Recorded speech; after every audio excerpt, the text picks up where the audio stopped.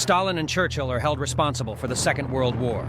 Strong emphasis is placed on reminding children that Britain and France declared war first.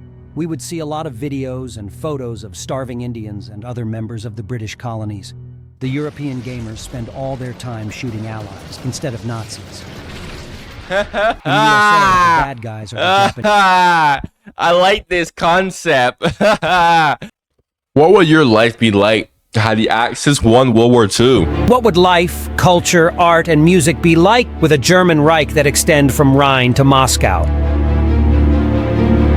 The Second World War was won by the Axis. After the invasion of France in the summer of 1940, Hitler canceled Operation Barbarossa and chose to move south towards the Mediterranean Sea. North Africa became the main front, while the battle in the skies of Britain continues. Hitler cancels Operation Barbarossa, just like that. What's the reason? You can't just say that. What, bro? Like, is he trying to be realistic here? The Rommel's Africa Corps was reinforced, and the full weight of the Luftwaffe is devastating. In January 1942, the Battle of El Alamein is won by Axis. Then the Suez Channel is taken. In spring 1942, Spain is invaded. Spain, after the Civil War, is really weak, and the Spanish have not even the will to fight their former allied, knowing that after the war, they will leave Gibraltar to Spain. After the fall of Gibraltar, the Mediterranean is sealed. Malta and Cyprus surrendered. From Egypt, the Axis forces advanced in the Middle East, with Iraq and Palestine in full revolt against the British occupation. There is a need of a relatively small numbers of ground troops, and the resources are sent by sea, being now the Mediterranean and Axis Sea.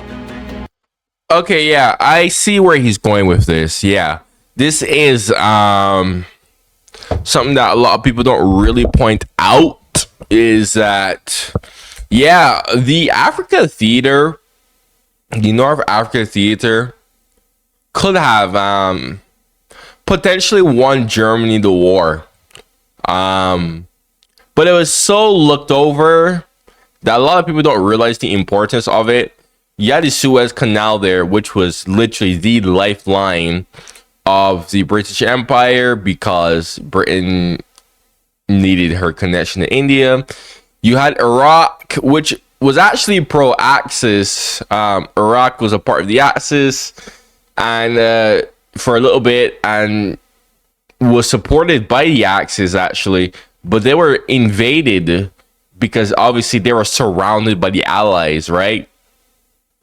Yeah, they were surrounded by the Allies and thus invaded relatively quickly, and the pro-Axis regime was ousted, right? And you know, Iraq had that much needed oil, right? Which is why Germany would eventually go to lose World War II, because of Germany's oil crisis. So, you know, plenty of people kind of make up these scenarios of, oh, what if Germany did this in the Soviet Union? Or what about Sea Lion? But I always like to say, okay, what about Africa? And the thing about Africa is, Africa, realistically speaking, could have been won. It could have been won, and it should have been won. It's just that in our real timeline, it just did not have the priority. It's really mind-blowing to me how the Germans didn't really seem to care all that much about Africa, really and truly.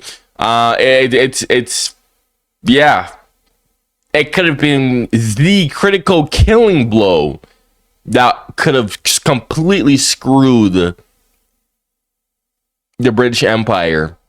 And had the Mediterranean become a Axis lake, Germany would have been able to get his oil supplied relatively easy, which could have been then used to defeat the Soviet Union. So I don't know, that's just something to think about. Turkey joined Axis, partly for the promises of land expansion and partly to avoid the fate of Spain. In December 1941, the Japanese attack at Pearl Harbor, and U.S. declares war on Japan. Germany and Italy left Japan to fight the U.S. alone. There is not the absurd declaration of war on USA. In June 1942, Operation Barbarossa started a pincer operation that squeezed Russia from the west and from Caucasus. In this situation, the Soviets had an extra year to reorganize the Red Army after the purges, as well as absorbing formidable new equipment such as the T-34 tank. But on the other hand, the superior German tactical and operational skills, as well as greater combat experience, gave Axis the edge in the battle. And another year gave Axis more time to exploit the resources of conquered Europe and Middle East. Moscow fell in spring 1943, then Stalingrad, soon followed by Leningrad. The Red Army is now behind the Urals. With the USA still neutral in the European war, they already had the war they need. The British... Think about... Shit, man. Germany was already fighting an undeclared war with America in the Atlantic. So really and truly, all these scenarios where people say that, oh, let Germany not declare war against America, I feel like eventually what would have happened is Congress or whatever would have used the war of Japan as an excuse to basically like gaslight everyone else into eventually just declaring war against Germany itself, because they were already fighting an undeclared war that eventually just got to the point where, you know, a declared war would have eventually happened, bro. That's just my opinion on that. British were forced to search a peace with Axis. In 1944, a peace conference ends the war. Without the involvement of USA, this war was not a world war, but became something like the 135th European War. The USA-Japan War ended in 1947, with another half a dozen of atomic bombs, the invasion of Japan, and an American victory. The American losses during the land invasion of Japan were close to 1 million men. After the end of the war, the world is divided in two camps. The Allied world, centered on the US and UK, which dominate most of Asia and America, and a Nazi-fascist European League with strong influence in Africa and Middle East. A Cold War between the two blocs soon starts. In the following years, Hitler and Mussolini remain the leaders of their countries. Pétain, then Lavey, are the leaders of France, close to the Axis. Most of Europe have pro-Axis governments. In the eastern countries under the German influence, there is discontent, especially in the Moskova, where large areas are still beyond the control of the German army. Behind the Urals, there is the Soviet Russia. Khrushchev became the Soviet Union first secretary soon after the end of the war, replacing Stalin. The truce between the Soviets and Germany is tense. There has not been any official peace between the two contenders. The borderline in the Urals is not even well defined. This permanent state of war costs Germany several resources, but Hitler sees it as a kind of advantage. Every empire needs an enemy since the Roman times. In the Far East, Japan... Interesting. And that is true. The dictator of Germany, yeah, he was planning to just leave the Soviets beyond the Urals, which... you gotta ask yourself this question, because the Urals still had a shit ton of resources, right? If he had left the Soviets alone, which was his original idea, just to leave the Soviets to themselves to basically just destroy itself, you know, would we see? Probably we would have seen Japan invading the Urals. Probably, now that I think about it. But what if Japan doesn't invade? What would happen then, right? Because again, you still have all those resources there that Yeah, Germans weren't planning on walking all the way to freaking Vladivostok. So that would have been interesting. Like, what if the Soviets that rearmed, right? Because usually you would demilitarize the said country that you conquer, but like this is too big. Like even a Soviet Union that is at the border of the Urals, that's still big. Like, how the hell would you be able to keep that demilitarized without any type of like secret rearmament? Like, that's just impossible. Like, you can't even, that's just too big to even do any checks, make sure everything is following the treaty. Like, no, that's just, like, honestly, we probably would have seen the Soviet Union if Japan doesn't invade Siberia after they were defeated. That would just kind of rearm themselves and maybe a resurgent Soviet Union. That's interesting, actually. Japan loses all its foreign territories. Korea is united under American influence. China is split in half in a Korean-style situation. The North is communist. The South is under Chiang Kai-shek. India becomes independent in 1947. Subhas Chandra Bose is the Indian Prime Minister of an India quite friendly with Axis. Several countries have the atomic bomb. This is the political situation around 1960. What would life be like in such a world? The Nazi fascist-dominated Europe maintains the characteristics of the dictatorial societies.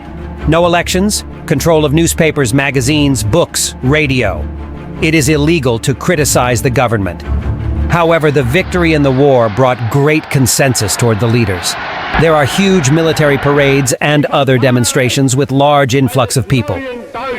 Indeed, people in West Europe, and especially in Germany, live a comfortable life, own vehicles, houses, has jobs, could afford some luxuries. Interesting. How would be the music? In the Anglo-Saxon countries, the music would be almost the same as in our timeline. Jazz stars are Louis Armstrong, Miles Davis, and Ella Fitzgerald. Rock and roll emerges with Elvis Presley, Jerry Lee Lewis, and others. In Europe, the popular music is essentially the continuation of the previous decade, with a conventional and symphonic style of music. The German folk music revival became a phenomenon in Europe. In the 50s, the rock and roll proved to be difficult to be accepted in Europe, and there are accusations of it being an American orchestrated scheme to corrupt the youth. Obviously, the same happens to European music in the USA. Marlene Dietrich is appreciated in both Europe and America, but she's one of the few. The music will find a way to cross the borders. Since 1938 in German Reich, there were exhibitions of degenerate music, featuring Jewish composers, jazz, and other subjects, to show German people how inferior and decadent was that music. Demonetized. People disliked this style of music. The exhibitions only act as an introduction to the kind of music the government disapproves. And in 1960... Oh yeah, I don't know what the hell the government was thinking then. Like, like, you can't gaslight everybody else, bro. Degenerate music and tartet music simply identify the new Anglo-Saxon music. It is no longer viewed negatively.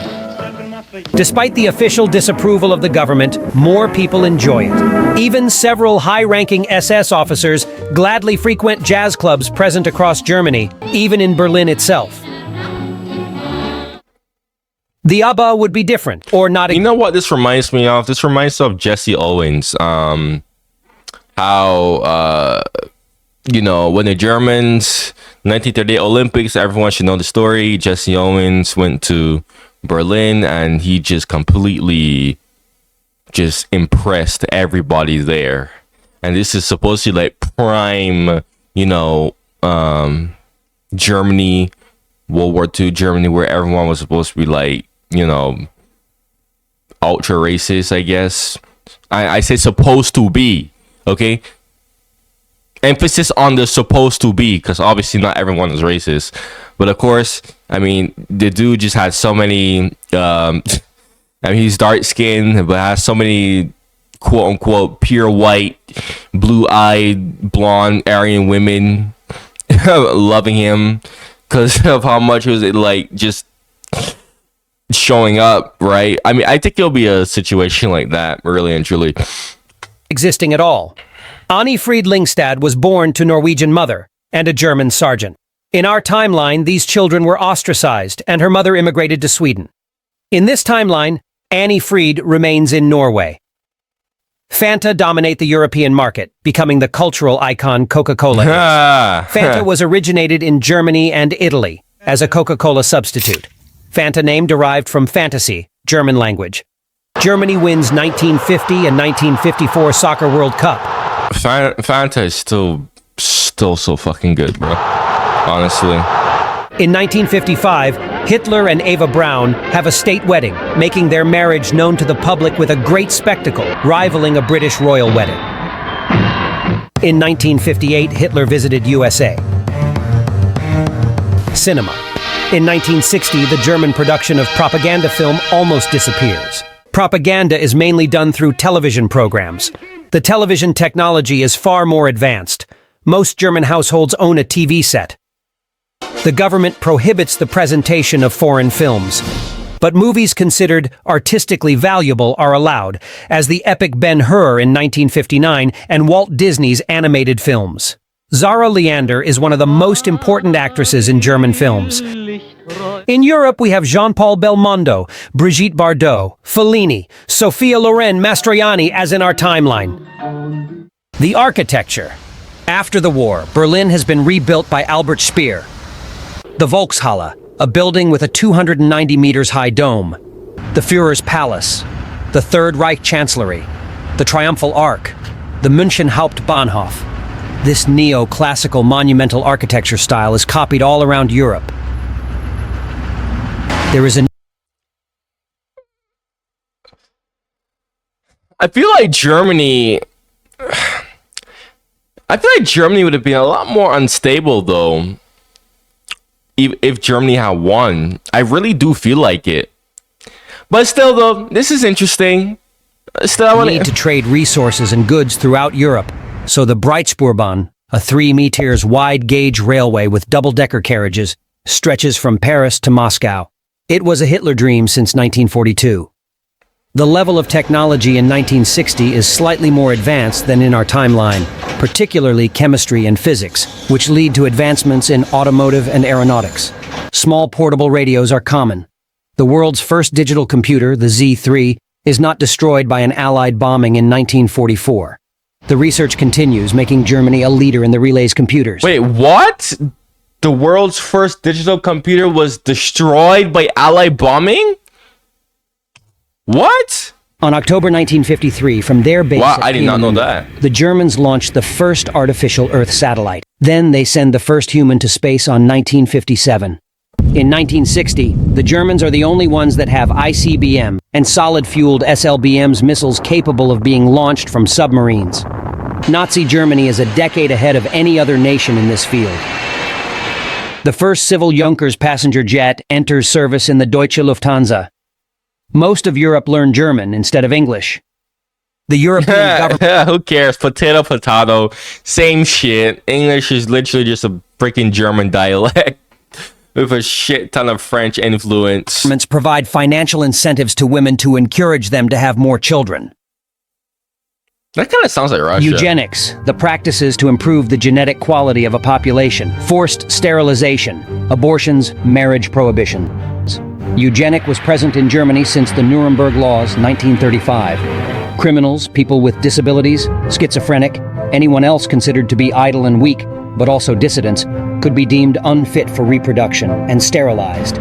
Even who scored in the low ranges on IQ tests could be sterilized. Oh boy. So I said this a long time ago on my channel, right?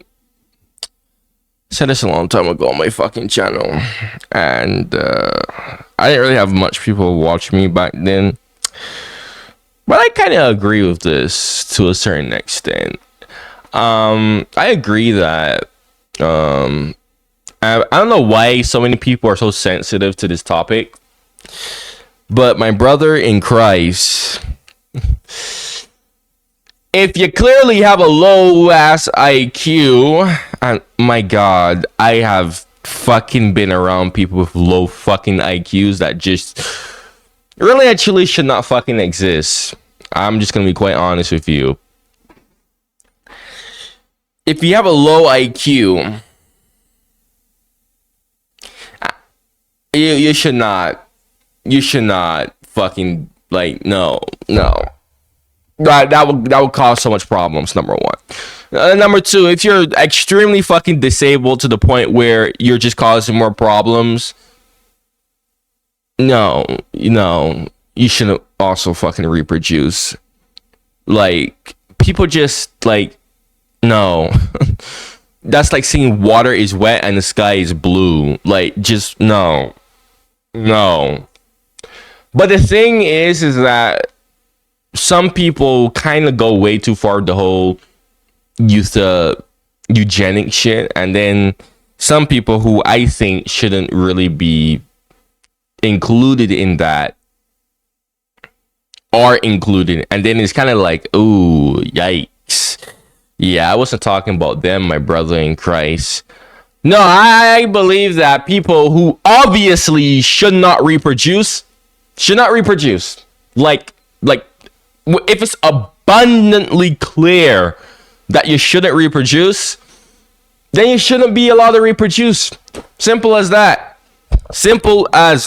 Bro, I remember when I said this a long time ago, and freaking people were like, oh, somebody was like, oh, how could you say that? That's like what the Germans were doing World War II. And I made a very valid point. He couldn't even like refute what I said. I'm like, dude, and this is true. Do you know how many parents have disabled kids and they regret it? Like, it's so fucking sad, bro. It's so fucking sad. Like, I'm telling you, you see those kids out there who are disabled, something's wrong with them, like clearly wrong with them. They can't live life the way how it's supposed to live because unfortunately something went wrong.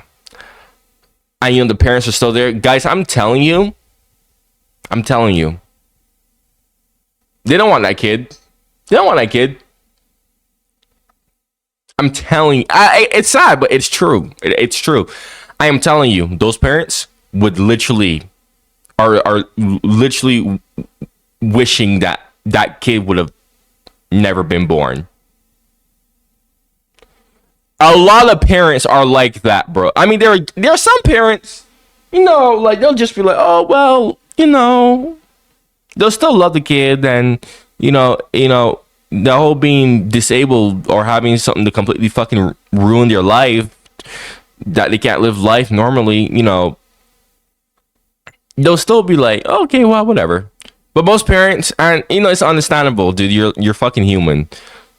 Okay, no need to bullshit yourself. But most parents, yeah, no. If they have a disabled kid, like, I'm talking like really, really disabled, like not disabled as in you have like autism, right? Not that type of disabled. Not like, oh, you have ADHD. No, I'm talking like actually fucking disabled that you can't like I don't know, fucking think of something, bruh, that they can't walk, they can't participate in society, they need aid or some shit like that. Yeah, those type of parents, yeah, they honestly, and it's hard for me to say, but they already like the kid, and it's like, why the hell would you want somebody to go through that?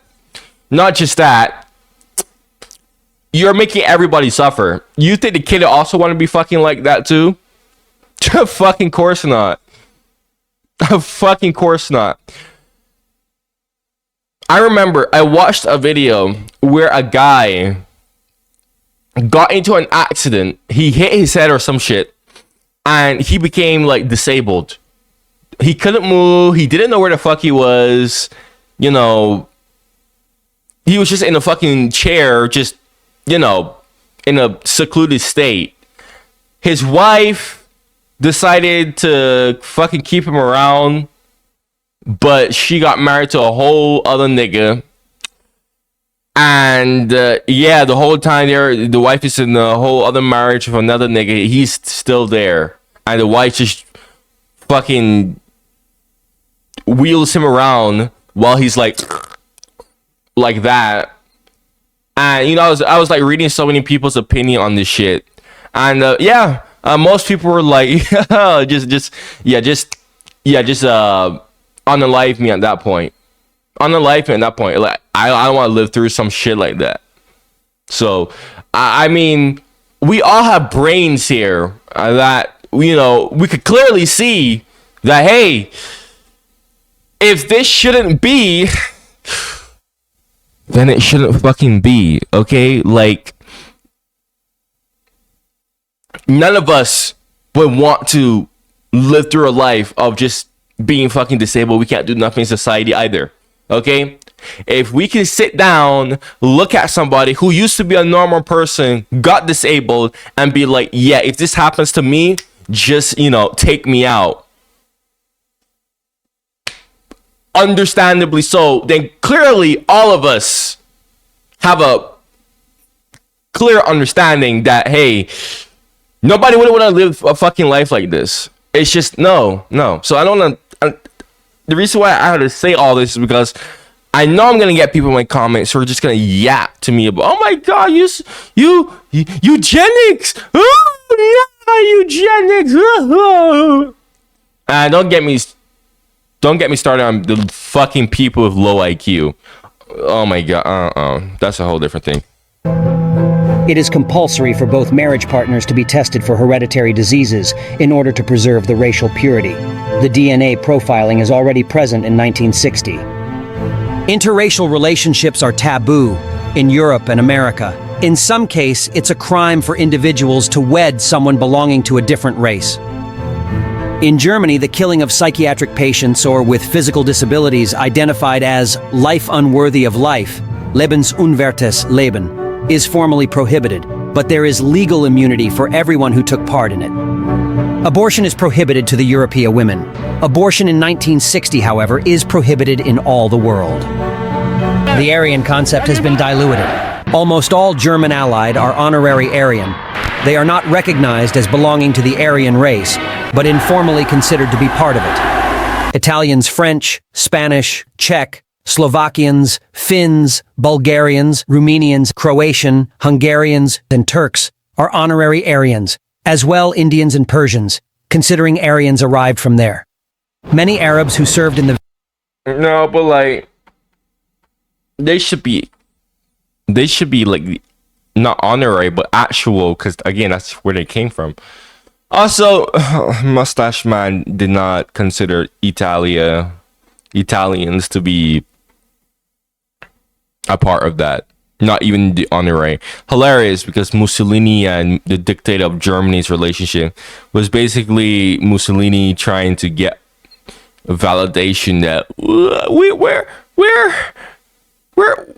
like you. Italians are a part of your fucking bullshit race too. Wehrmacht's Free Arabian Legion against... But yeah, the dictator of Germany didn't view Italians as nowhere near Aryan. The British during the Second World War are granted honorary Aryan status. Himmler himself had romantic notions about the Bosnian Muslims. Being Axis on the winning side, you would see Nazism and fascism not so evil. Something like communism in our days. Who win the war is always a good guy. Europeans read history as seen from Germany's point of view. Germany and Italy are regarded as the world's liberators from the evils of Bolshevism capitalism. Stalin and Churchill are held responsible for the Second World War. Strong emphasis is placed on reminding children that Britain and France declared war first. We would see a lot of videos and photos of starving Indians and other members of the British colonies. The European gamers spend all their time shooting allies instead of Nazis. In the USA, the bad guys are the Japanese. I like this concept. I like this concept. And the word Holocaust refers to the Japanese who slaughtered around 30 million Chinese. The American intervention in Vietnam does not happen, so there is no reflection in American culture. No films as Apocalypse Now, Platoon. Rambo 2 could possibly be set in Cuba. In this timeline, the US, after the loss of Europe, cannot also lose Cuba and back Batista to keep him in power. In 1953, they land significant forces on the island after Castro attacked the Moncada barracks. The Castro's nascent revolution is canceled. Incidentally, the Vietnam War was won in 1953 by the French, thanks to the German help, as was the war in Algeria. In both cases, there are no major consequences in culture and cinematography. The Holocaust happens the same with all its horrors, but after the war, the Germans become more pragmatic, and the few Jews remaining in Europe are forced to emigrate. They could have the citizenship revoked, loss of the properties as it was before the war. Part of the European Jews emigrates to Palestine, but there will be no Israel. The attempts of Germanization Demonetized in the East gave few results. There weren't enough Germans to carry out this goal, and Germany simply didn't need all that fertile land in the East. It could perfectly pay its way by means of its industry. In Europe, born a kind of hippie movement, the Lebensreform, life reform, criticism of industrialization, search for a simple, natural, and healthy way of life, ecology, vegetarian diet, body culture, nudism, habits presumed to have been followed by the ancient tribes of Germany, or by the Romans in Italy, or the Celts in France. It was popular mostly between the bourgeoisie, but also among Nazi party officials, including Himmler. But after the war, it became popular among the youth too. Women in Nazi Europe were excluded from all positions of responsibility, notably in the political and academic spheres. The fascist regimes permit and encouraged women to fill the roles of mother and wife only, as in the rest of the world, however. So, I was talking to a Russian girl, and she was telling me what the fuck it was like over there. And she told me that apparently they're like trying to promote the idea of making women basically stay at home and cook and just make babies. Similar to this, like they're trying to push women from all positions of responsibility and academics, and just that's what she told me. Like that, she said that the Russian men are trying to impose that ideal and trying to force it on the Russian women. Now, I don't know how true that is, but that is what she told me. And she said that a lot of Russian women are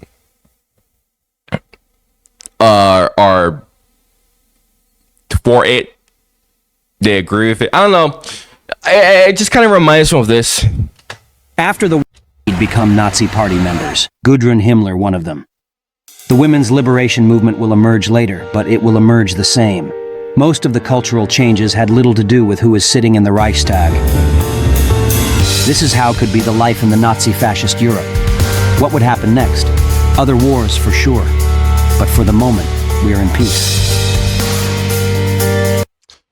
A very interesting scenario there. Well, if you have any suggestions, you're new to my channel, you made it all the way this far, and you have a suggestion, comment down below. Most of my videos are video suggestions, but I kind of just wanted to just drop a few of my own reactions and original content for a bit. Like the video, subscribe if you made it all the way this far. If you are active viewer of mine, check out my channel membership. It's only 99 cents a month. As we get more members, the perks expand. But the best perks are your suggestions are done quicker, your comments have more priority, you get to join the exclusive channel member Discord server. I'm not going to list all the perks here because the video is just going to be in the comments below. So yeah, and I purposely made it cheap so that you guys can be able to buy it. So, you know, check out my other World War II videos on my channel, man. Thank you for watching, and goodbye.